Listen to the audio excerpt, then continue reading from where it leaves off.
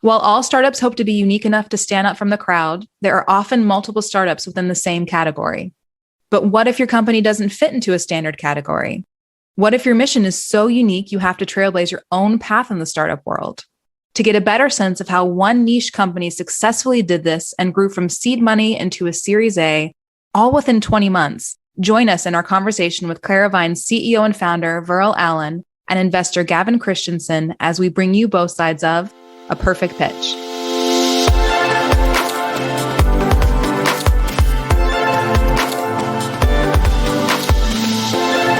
What is Perfect Pitch? It's a podcast from Kickstart that reveals the minds of both investors and entrepreneurs throughout a startup's journey. So whether that's uncovering what everyone's really thinking during a startup pitch or learning how entrepreneurs like you have managed their first major roadblock, Perfect Pitch offers an honest, quick, and tactical guide to help you on your startup journey.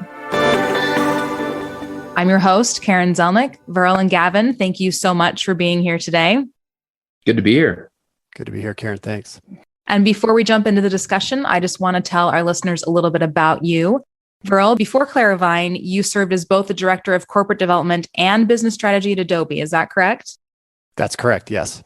And you also held various leadership roles across companies like Omniture, Nograxis, and LogoWorks. And I've heard you're an avid skier and a cyclist, and enjoy spending lots of time in the outdoors. What else should we know about you? Spending time on my bike is probably where I'm happiest. It's one of those things that provides me grit and opportunities to grow personally. But the other interesting thing about me is I spent 12 years raising 3 kids by myself while I was at Adobe. That in and of itself was a pretty unique adventure. Absolutely. I think we could have an entire podcast session just around that. I really appreciate you being here today. And Gavin, of course, it's great to have you back. Always a lot of really deep, amazing insights when you're on the show. We have a tradition of asking you kind of what you're reading. You're just always reading something really interesting. So what are you currently reading? What I do is I kind of alternate. I go something that's educational and helpful, and then I jump to just pure fun sci-fi fantasy. So I'm actually in the middle of this series that's called the Powder Mage series, which is sort of like a steampunk sort of magic / gunpowder. And it's a ton of fun. That does sound fun. Well, we will have a link to bios for both Gavin and Verl in our show notes at kickstartfund.com. So to learn more about them, check that out. And we're going to now dive into the discussion. It's going to be a really good one. And Verl, the first question's for you. I would love to know, while you were working in corporate development and strategy roles at Adobe, you evaluated hundreds of tech vendors in the marketing space. How did what you saw there inform your inspiration for Clarivine? I think in a couple ways. One, I had the front row seat to a big evolution that was happening in the enterprise, especially across enterprise marketing organizations. A lot of that was driven by applications and by systems integrators, so this kind of cabal. And those groups were really kind of focused on addressing this huge shift that happened in the enterprise as the kind of explosion of digital occurred. And you had this huge fragmentation of the customer experience, and it was kind of software driven to address that. What I quickly realized, though, is that as you saw this explosion of SaaS applications and this fragmentation, there wasn't a huge focus on the data side. It became clear that there's an opportunity. We're shifting from this decade of the 2010s, which is around SaaS and software, to the 2020s, which is really around data. And so it was me kind of looking around saying it's a good bet to make going forward. Cloud infrastructure on the data side was in place. There were huge opportunities that I saw and just an interesting kind of shift on and way to leverage that experience I'd had at Adobe. So as you think about this fragmentation that happens in the enterprise, the average marketing organization has around 80 point SaaS solutions in the enterprise. Each one of those applications has a unique data model and a kind of data structure they're dealing with. Those applications were never architected to work together, all sorts of different vendors. As we collapse that data down now into a single data instance in the cloud, kind of a data lake, there's huge problems with data quality. So as your enterprise is trying to automate the creation of digital experiences, you're trying to do machine learning and AI, business intelligence, other sorts of analytics, there's real challenges with data quality. So we're helping those enterprises solve a big data quality problem that exists and trying to move away from ETL, which is a much more reactive solution, to a proactive solution around data standards and data quality. And one way to think about that is what's going on with data now is kind of like American auto manufacturers in the 70s, where they have an assembly line and they're so focused on getting cars out the door that they're not worried about quality of the door and the quality of the steering wheel and the quality of the motor. And by the time it gets off the assembly line, you're cranking out cars, but they're crashing and the doors are falling off and they don't work. So the quality is really low. And so what Verl and Clarivine are doing is trying to ensure quality of all those inputs while they go through the assembly line so that the stuff you get out the end is actually high quality, like cars are now today, because they implemented total quality management and quality at source. What were your initial thoughts when you learned about Tracking First, now Clarivine? Did this unique category fit raise any concerns?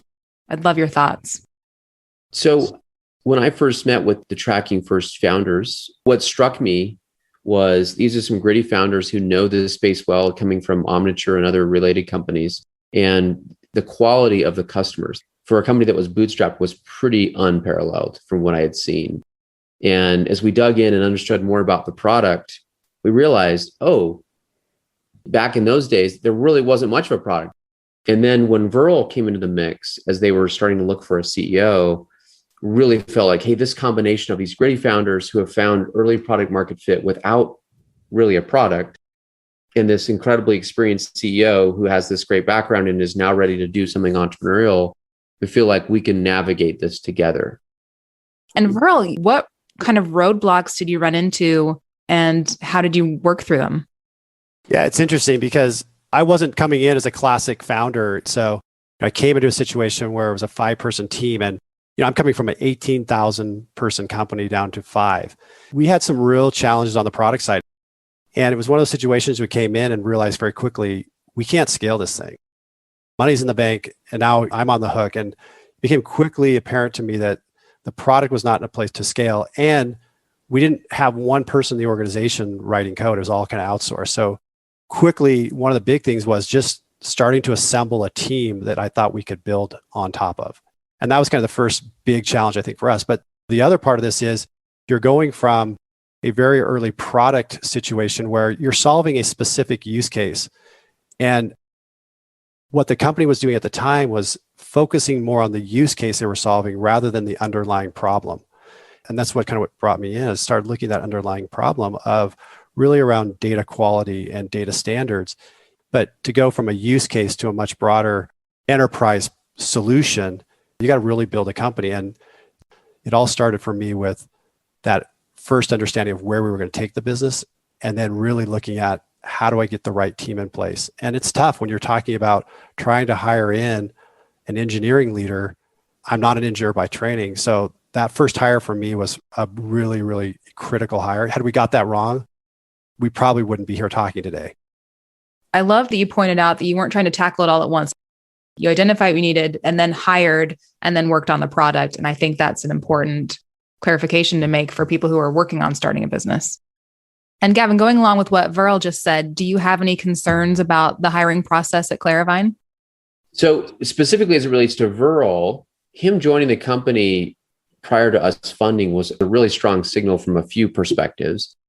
Certainly the first is that Verl's job was to buy companies for Adobe and looking at hundreds of startups a year for a decade. So really understanding what startups were compelling, both for acquisition and understanding what opportunities were compelling. And so the fact that after all that time, Verl's like, hey, this is the one, and it was one that was as early as it was just a really strong signal. And then second, Verl was a different kind of archetype of CEO, coming in with tons of experience, having a lot of success and saying, okay, now I'm ready to do a startup. And so the big question in our mind was, okay, could someone who's had that kind of success on all metrics be able to scale down into a startup where it's 5 people? Obviously, it's played out really well. Verl, he had this gritty aspect to him despite having lots of success and big jobs. He'd been pretty financially conservative, which is a big deal. The way you treat your personal financial situation is a huge weapon in your ability to kind of be patient with a startup.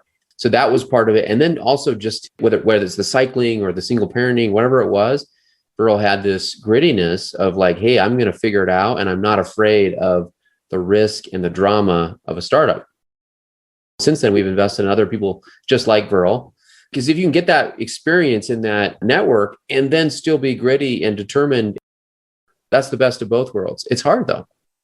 And there's some similarities between Gavin and I in some ways. We talked about this. I always describe myself as a kid from Kennewick. It's a small town, a farm town in Eastern Washington, and always had a little bit of a chip on my shoulder. And I know Gavin and I've talked about this. He kind of came from Eastern Utah. Yeah. And some of this is, for better or for worse, I feel at times like I still have something to prove. I don't look back and go, I've had all this success, I'm entitled to things. And I've been really fortunate as we've built this company. We've been able to find like-minded folks that we've hired in leadership roles. So we kind of started with that as the archetype, I guess, and have kind of built it out through the organization.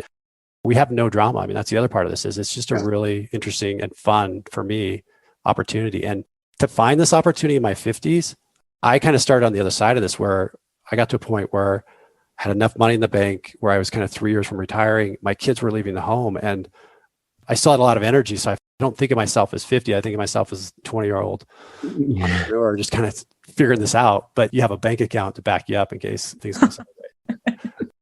Verl, you've clearly been successful at trailblazing this niche market. What advice would you give to our listeners who feel their company sits in a category of its own? First off, we spend a lot of time thinking about what the problem is we're solving. The other part of that is getting alignment with the team around an agreement on what that is, what really the opportunity is that you're going after, and then making sure that you architect the company and the organization to meet that. So when I first came here with the original problem and use case they were solving, I thought maybe we get this 30, 40 million in recurring revenue. As we've built and kind of not even pivoted, just extended the use cases and extended the solution, that number continues to get bigger. But what I would tell people is it's one of these things where you have to keep your eye on how do I continue to increase the size of the opportunity, but at the same time, stay really focused on solving the near-term problem. It's really easy to take your eye off that ball and go after the big opportunity too quickly. And then you start having problems with attrition and other kind of customer issues. Get the problem right, get alignment in the organization around the problem, and not just with your team, but with your investors. But you have to be really clear about what the opportunity is, get alignment with the team, and then lastly, really be focused on, are we disrupting or are we creating something new? Because it does change the way you think about building the organization. Yeah. And Gavin, you've been nodding your head a lot, so I'd love to know what you're thinking. I think Verl's right on with this idea of being focused on the problem. Certainly one of my mantras is I'm so much more interested in pain than product or anything else, because no one really wants to deal with a startup. No one wants to put their neck on the line to pay money to this new vendor that's not proven, et cetera, et cetera. So the only reason you do it is because you have such a burning pain that has not been solved, that you're actually starting to try to solve it with your own cycles and your own team and doing it badly. And so I do think this North Star of saying, what's our insight? What's the pain? I think Verl has really brought that to Clarivine. One thing I like to do in due diligence on a company like Clarivine is to keep asking myself, why? And you come back to, it's some kind of emotional need that the person has that is not getting satisfied. And that's why it's a top priority. Ultimately, there's no technology problems. There's just a human problem. And I think being focused on that is just really important in startups. And Gavin, what percentage of companies that you see would you say have really figured out that problem versus they're just solving the obvious thing? Certainly, we've had companies with lots of revenue that have realized that what they're doing is too obvious or too easily copied, or that it's just not as critical to the business of their customers or their consumers as they thought. And so I think every company is wrestling with this, that is being very self-aware always and saying, how do we do more? How do we get customers to rely on us more, tell us more? It's kind of like being break even or profitable is as much a cultural phenomenon as it is a financial phenomenon. And I think it takes leaders who are just listeners. Verl, do you have any thoughts on that? We talked about people problems before. Well, it really internally, a lot of times in organizations and companies, building your own company, it is solving those people problems. It's getting the right people in the right seats at the right time. And part of that as a leader is being aware of what your strengths are and what your weaknesses are, and really being willing to hire people that complement you. And to be honest, that may be better than you and more qualified than you. Right. And if you're self-aware enough to do that, That's where I think the value comes. I couldn't have done this by myself. There's no way. It's another theme that we've talked about on the podcast is best leaders we work with have that mindset of how do I get the best players in my team who have diversity of background, of insight, and are not afraid to have people outperform them in various areas. In fact, the best CEOs literally should have someone outperforming them in every area of the business. It's hard even for the best CEOs to kind of continue to remind themselves that's okay. It takes a lot of maturity, humility, I think, to get to that point. The more and more we talk internally or evaluate companies and talk on this podcast, the more it just stands out to me that self-awareness is critical for startup founders. That humility and that self-awareness and being able to continually check yourself. It's something that needs to be cultivated because it doesn't always come naturally. I've loved this discussion on disruption and forging a new category. And I want to wrap up, Verl. You have so many great insights, and I'd love to know what's an effective practice you've implemented in your work or personal life that has contributed greatly to your success. A couple things I would say is this. I've had some probably unique life experiences. And at the time, they seemed like trials or really, really tough things to go through. But I've been fortunate enough to kind of be able to reframe some of those situations into really think about them more from a growth perspective. And some of those experiences, I went through a really tough divorce in 2002, and I spent 13 years raising my children by myself, and then I've sought out experiences on my bike, really tough things I've done there. But what I've learned is those experiences give me confidence when things get really tough. This last year was not a cakewalk, and Gavin's well aware of this, but I feel like those experiences are this foundation to build on when things get tough, to draw upon, saying, I can do this. And when you go through it, you don't see it that way. But I think as you get a little bit older, you start to look back and go, wait a second, I've had all these really difficult things that haven't broken me. And in some ways have really made me much stronger and probably a better person coming out of the other side. But that's not always the case. Yeah, absolutely. I always like to remind myself that I've already survived 100% of my worst days, and so I can do it again. You mentioned that the last year wasn't a cakewalk. You wrote a really great article that we're going to link to in our show notes because I think listeners would benefit from it on fundraising and COVID. So be sure to check that out. And Gavin, I would love your thoughts on what Verl just said and how you've seen it play out in his ability to lead Clarivine. Yeah, it goes back to what I was alluding to earlier, which is the best leaders that I've worked with have this great combination, which is confidence and humility. Those people that in their life experience have adversity and they've learned how to struggle through it and grind through it are much more prepared for startup life, much more prepared to enjoy and understand that journey, that struggle is part of the experience. Those are the best leaders. I think Verl is a great example of being able to keep that through a successful career and then apply it in a unique way in a startup. What a great insight. And it's so interesting. We have this human nature of trying to run from pain when really leaning into it and learning and growing from it is actually going to be the most beneficial instead of avoiding it. So really grateful for your time today. Thank you so much for being here, Verl and Gavin. Thank you, Karen. Thanks, Thank Gavin. you. And of course, thank you for listening as we dive deep into what it takes to create the perfect pitch. If you want to learn more about our investor, Gavin Christensen from Kickstart, or our founder, Verl Allen, and his team at Clarivine, we'll have a link to the company and a longer bio in our show notes at kickstartfund.com. You can listen to more episodes of Perfect Pitch wherever you listen to your podcasts. And if you like what you're learning, leave us a review or rating. We'll be back next time with more insights from entrepreneurs and the investors who fund them, so be sure to subscribe so you don't miss a thing.